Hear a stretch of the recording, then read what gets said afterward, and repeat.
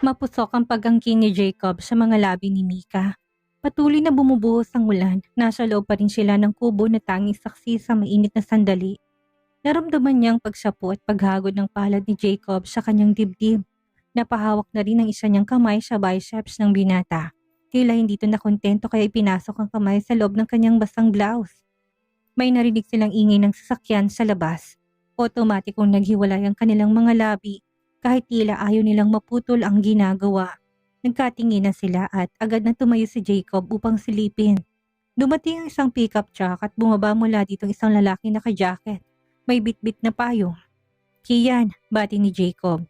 Lumapit siya sa likod nito. "Sinong dumating?" Bumungad si Kian, matangkad.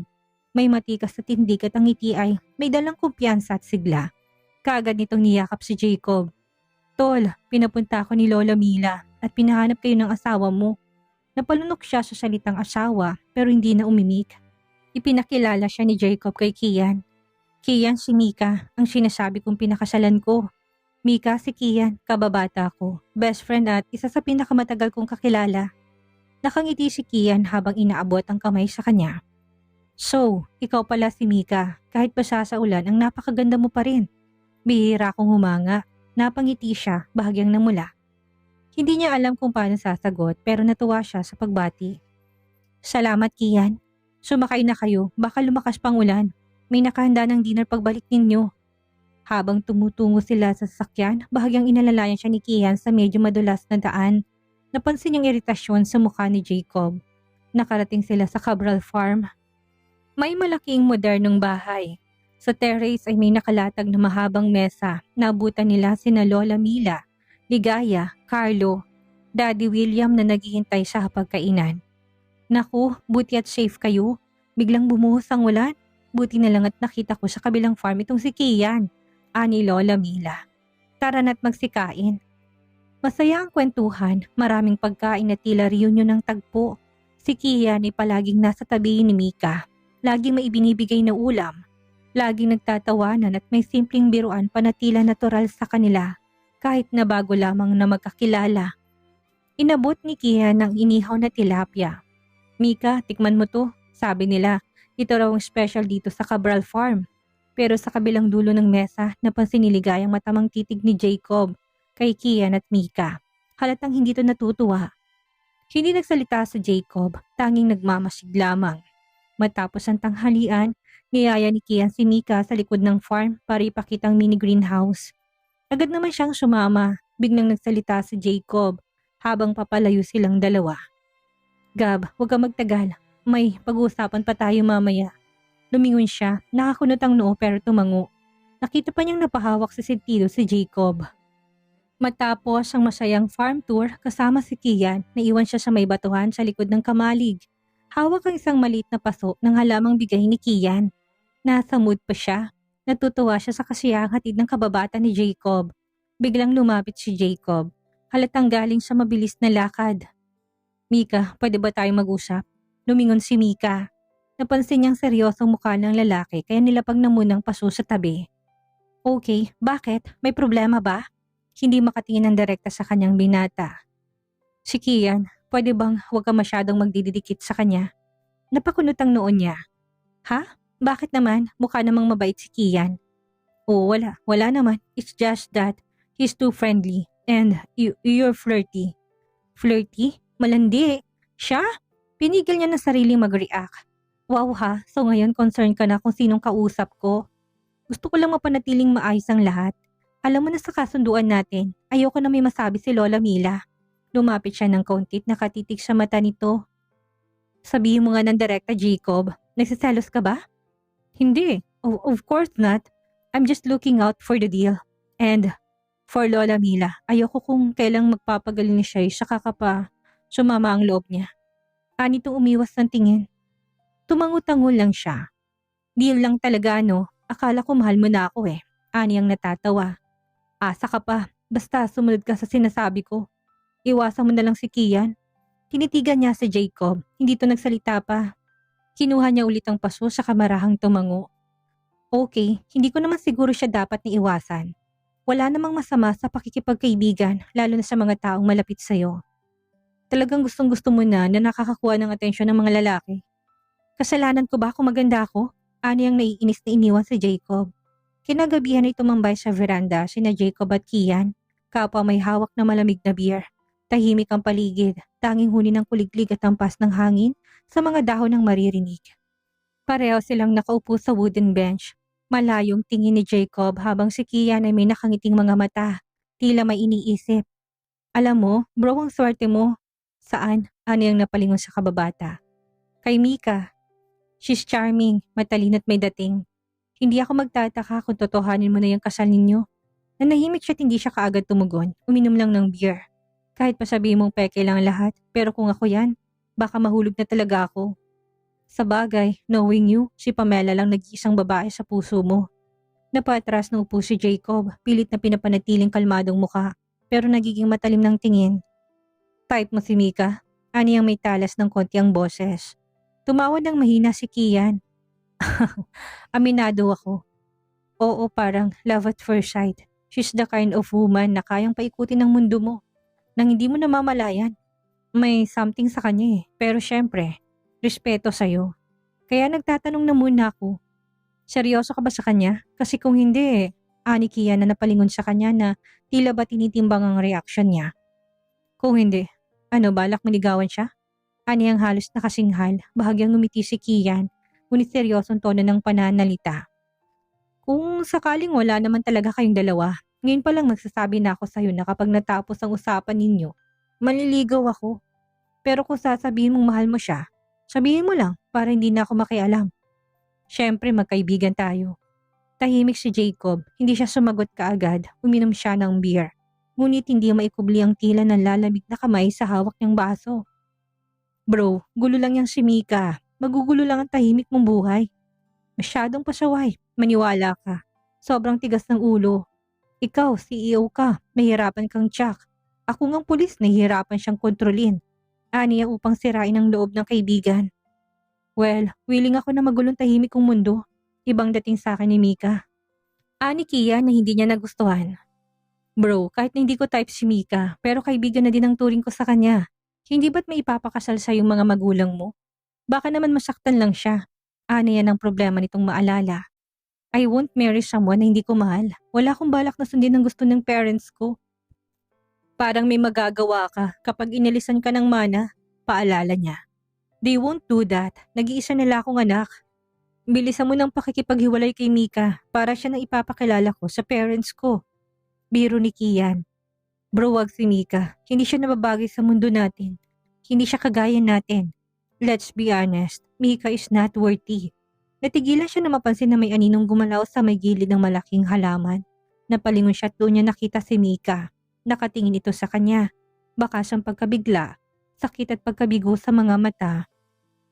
Don't worry, Mr. Cabral. Hindi kita abalahin sa mundo mong masyadong mataas.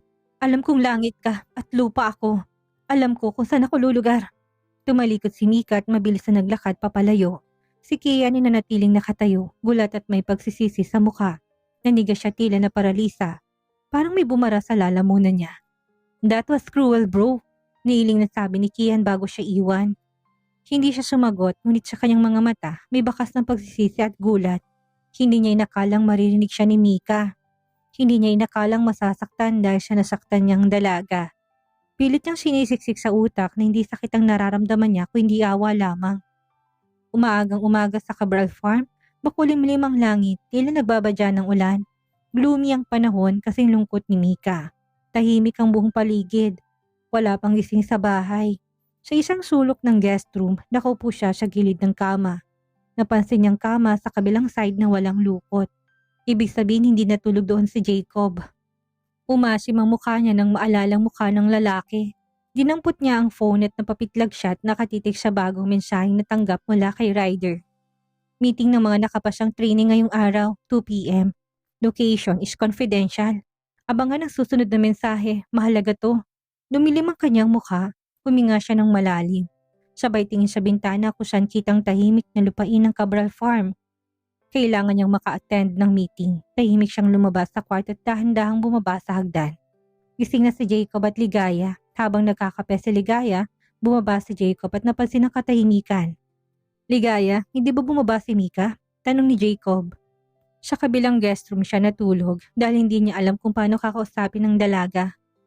Hindi ko pa siya nakikita, baka nasa kwarto pa. Napakunot noo si Jacob, umakyat kaagad at binuksan ang pinto. Walang tao, nagmadali siyang bumaba. Nagtanong-tanong sa mga tauhan. Wala raw silang nakita, tumakbo siya papunta sa may gate ng farm. Umaasang maabutan ito. Mukhang sumamang loob ni Mika, lalo siyang nilamon ng pagsisisi. Si Mika ay nakasakay na sa tricycle, pauwi sa bayan kung saan siya susunduin ng kontak mula sa kapatiran mob. Nakatakip ang ulo sa hoodie, panay ang tingin sa salamin ng tricycle. Mumabagal na takbo ng tricycle na sinasakyan niya dahil sa traffic sa kalsada na may ginagawang daan. Nag-alangan siya. Paminsan-minsan sumusulyap sa kanyang phone. Hinihintay niyang kasunod na mensahe mula sa kapatiran. Posibleng makita niyang kanyang ama. Biglang huminto ang tricycle. Mula sa salamin nakita ni Mika ang isang kotse na pumarada sa unahan. Si Jacob. Bumaba ito ng mabilis. Diretsong nilapitan ng tricycle. Anong ginagawa mo, Mika? Aalis ka nang walang paalam? Anitong hingal at galitang tono. Nagulat ang tricycle driver na patingin sa kanila. Napilitan siyang bumaba at tinatagong kaba sa likod ng malamig na ekspresyon. Kailangan niyang makaalis. Bakit? Kailangan pa ba ng paalam? Hindi ba sinabi mo na hindi ako bagay sa mundo ninyo? Aniya upang makaalis. Hindi siya balat sibuyas at totoong nasaktan siya pero hindi yun ang pangunahing dahilan kung bakit siya umalis. Kailangan niyang umatan ng meeting. Talagang masakit ang katotohanan. Ngayon bumalik na tayo at huwag ka nang mag-inarte. Kapag nag-alalang lola ko, malilintikan ka sa akin. Tama na, Jacob. Ayoko na magpanggap. Tapos ng operasyon ni Lola Mila. Papasakin na ulit siya sa tricycle ngunit tinawakan siya ni Jacob sa braso. Mika, pakinggan mo muna ako. Hindi kita hayaang umalis ng ganito. Ayokong aalis ka nang walang paalam. Mag-aalala si Lola Mila. Napalunok si Mika. Unti-unti siyang lumambot pero kagad niyang inalalang meeting. Bigyan mo lang ako ng 2 oras. Babalik ako. Gusto ko lang magpalipas sa sama ng loob. Aniya upang payagan siya nito. Huminga ng malalim si Jacob. Pigil ang emosyon. Kung galit ka sa akin, sabihin mo, sigawan mo ko. Suntukin mo pa ako kung gusto mo, pero huwag kang umalis. 2 oras. Babalik ako. Naiinis lang talaga ako. Please lang, payagan mo na ako. Aniyang nagkukunwaring galit. Okay, 2 hours. Kapag hindi ka bumalik, sapilitan kitang ibabalik dito. Alam mong kaya kong gawin yan. Unti-unti nitong binitawan ng braso niya, nakahinga siya ng maluwag na umandar ng muli ang tricycle. Hindi na siya lumingon. Tahimik na nagmamaneho si Jacob pabalik sa farm, hindi niya maalis sa isipan si Mika. Habang binabagtas niyang paakyat na kalsada, napansin niyang isang babaeng naglalakad pabalik mula sa kabilang direksyon, nakasuot ng sun hat at summer dress. Si Pamela, bumagal ang takbo ng kanyang sasakyan at binuksan ang bintana. Pamela, tawag niya. Napalingonit at napangiti. Hindi katulad ng dati niyang matamis na ngiti, ngayon ay medyo matamlay ang bati niya. Galing lang ako sa kabilang resort, nakipagkita ako sa mga kaibigan nung high school. Sasabay ka na pabalik? Oo, sabay na ako. Matagal na din tayong hindi nagkakausap. Pagpasok ni Pamela sa sakyan, may ilang segundong katahimikan. Kapwa sila tahimik, hindi tulad ng dati na palaging may kwento at tawanan sa pagitan nila. Tahimik ka yata, may nangyari ba? Ani Pamela. Umiling siya, ngunit hindi niya ito matingnan ng diretso. Nakadungaw siya sa kalsada habang tahimik na minamaneho ang sasakyan. Wala naman, pagod lang siguro. Nadinig niya ang pagbuntong hininga ni Pamela. Dati kapag nakikita tayo, para kang batang excited. Ngayon parang may nagiba. Napatingin siya sa dalaga. Alam ng totoong sinabi nito at alam din niya na hindi si Pamela ang dahilan ng bigat sa puso niya ngayon. May gusto ka ba kay Mika? Napatingin siya sa kalsada, hindi kagad sumagot. I remain true to our promise. Dumating sa meeting si Mika. Sinundo siya ni Ryder, kabado siyang sumunod sa underground building. Manghang-mangha siya at pilit iniisip kung paano naipatay yung ganong uri ng gusali. Tila ito hiwalay sa mundo. Tunay na makapangyarihan talagang kapatiran mob. Madilim ang paligid, tila sinihan sa loob ng conference room. Madaming upuan na pawang okupado na. Umpisa ng pagpupulong. Mataman siyang nakikinig sa mga nagsasalita. Umaasang isa sa mga itong kanyang ama. Orientation to sa baguhang kagaya niya. 10 silang bagong recruit. At 5 silang pending dahil siya hindi pa nagagawang unang misyon. Biglang parang nalaki ang ulo niya. Kung gugustuhin niya mananakaw niya ng buong laptop ni Jacob. Pero hindi niya ginagawa. Isang buwan ba lang ang natitirang palugit? Kamusta? Parang natutulala ka, ani Ryder. Hindi naman, nabigla lang ako. Hindi mo pa nakikita ang 5 pinuno, ihanda mo ng sarili mo. Pero kapag tuluyan ka ng miyembro, wala kang dapat ikatakot kahit na kanino. Suportado ka ng grupo.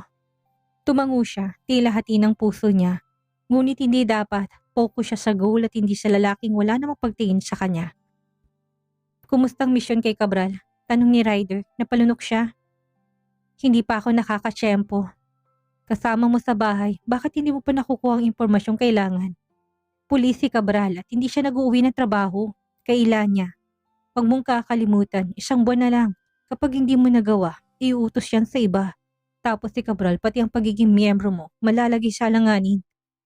Gagawin ko, huwag kang mag-alala. Kayang-kaya ko matupad ang misyon. Kinuha niya ang phone sa bag at muntik na mabitawan na makita niyang tumatawag si Jacob. Hello, bakit? Anong bakit? More than 2 hours nang lumilipas. Nasaan ka? Susunduin kita. Anang nasa kabilang linya. Babe, shit.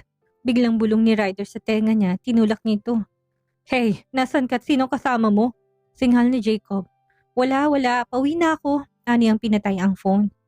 Sira ka, paano kung palayasin ako nun kapag inakalang may kasama akong lalaki? Inis niyang sabi kay Ryder na tumatawa. Kapag nagalit siya, ibig sabihin may gusto siya sa'yo. Good opportunity na pwede mong magamit para mapaikot siya sa palad mo. Sige na, mauna na ako. Ani nagmamadaling sumakay sa service upang makarating sa bayan. Minuksan niya ang phone, tadtad ng messages mula kay Jacob. At heto na nga tumatawag na naman. Hello, pabalik na ako. Nag-aabang na lang ako ng tricycle. 3 oras ka nang nawawala. Tapos may kasama kang lalaki. Nasaan ka? Susunduin kita. Halos mabingis siya sa lakas ng boses nito. Nasa waiting shed ako sa tapat ng munisipyo. Ilang minuto lang ay dumating na kaagad ang humaharurot na sasakyan ni Jacob. Agad siyang pinasakay. Saan ka nagpunta? Sa motel? Sinong kasama mo? Huwag kang magsisinungaling. Dinig na dinig kong boses ng lalaki mo. Sa halip na mainis ay natatawa siya. Jacob, naririnig mo ba sarili mo? Mukha kang asawang galit na galit dahil nahuli na may lalaki ang misis niya. Natigilan ng binata. Wala akong pakialam sa panlalalaki mo. My point is, nasa usapan natin hindi ka pwede makipagrelasyon hanggat hindi pa tapos ang kasunduan natin. At paano kapag nakarating kay Lola Milang panlalalaki mo? Masyado siyang napagod kaya hindi na siya sumagot. Bakit nawalan ka ng kibo? Sumagot ka. Bahala ka na kung anong gusto mong isipin. Ani ang tumingin sa labas ng bintana. Nakita niya nangalit ang bagang ni Jacob. You're disgusting. Hindi mo ba kaya na walang lalaki? Kaya dumadayo ka pa para makipagtalik? Napapikit na lamang siya. Ayaw niya nang magpaliwanag. Sana sinabi mo para ako na lang at hindi ka na dumayo para makipagkita sa lalaki mo. Napabalikwas siya ng tingin. Talaga? Gusto mo? You're unbelievable. Sa tingin mo ba, papatulan kita? Matapos mong makipagtalik sa iba? Sumimangot siya at muling binalik ang tingin sa labas. I hate you, Mika. Palagi mo nalang pinapainit ang ulo ko. Ulo sa taas o ulo sa baba? Ani ang natatawa na kagad din naging seryoso nang tapunan siya nito ng tingin na kamamatay. Ilang lalaki na naging boyfriend mo? Napalingon siya dito at kagad ding binawi ang tingin. Baka pagtawanan siya nito kapag sinabi niya na hindi pa siya nagkaka-boyfriend. Pero nagdesisyon siya na magsabi ng totoo. Wala pa, ikaw ang una ko sakali. Ani ang natatawa. Huwag kang sinungaling, Mika. Wala sa itsura mong walang karanasan. May hapdi sa kanyang dibdib na hindi nito naniwala sa kanya. 2 dosena. Ani ang nakatawa ulit. Nakikiusap ako na tigilan mo pakikipagkita sa mga lalaki mo. Kung hindi ka titigil, hindi kita babayaran. Wala akong ibang lalaki. Aniya.